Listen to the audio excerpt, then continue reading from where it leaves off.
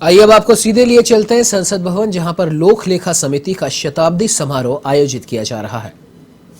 लाने का भी काम किया है। सरकार की नीतियों और कार्यक्रमों को बेहतर बनाने में भी पब्लिक अकाउंट कमेटी का बहुत बड़ा योगदान है। हमारी लोकतंत्र प्रक्रिया में गहरी आस्था का परिणाम है कि इस महत्वपूर्ण समिति के सभापति हमेशा प्रतिपक्ष के फ्लोर लीडर या प्रतिपक्ष के नेता होते हैं। एक अच्छी लोकतंत्र के अंदर परंपरा है। राज्यों के अंदर भी इस परंपरा का ठीक से निर्वहन हो रहा है कि अधिकतर राज्यों के अंदर भी प्रतिपक्ष के नेता या प्रतिपक्ष के कोई सदस्य इसके चेयरमैन होते हैं। यही हमारी लोकतंत्र की विशेषता है।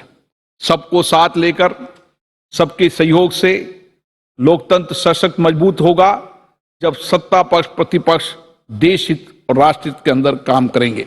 और इसीलिए इसकी रिकमेंडेशन को सामान्य रूप से सरकार स्वीकार करती है और कोशिश करती है जो रिकमेंडेशन मिली है उसको ठीक से लागू किया जाए।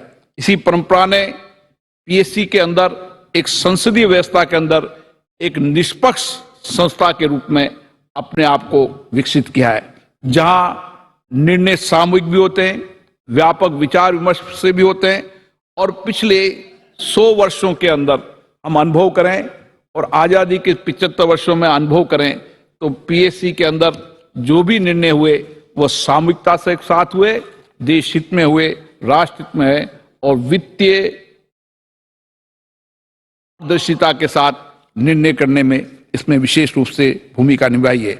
मुझे अत्यंत प्रसन्नता है कि हमारे देश की इस महत्वपूर्ण संसदीय समिति के 100 वर्ष पूर्ण होने पर आज राज्यों के पीठासीन अधिकारी आए, पब्लिक अकाउंट कमेटी के चेयरमैन आए और निश्चित रूप से 2 दिवसीय इस सम्मेलन के अंदर वह अपने समृद्ध अनुभवों को, चर्चाओं को, बातचीत को करेंगे।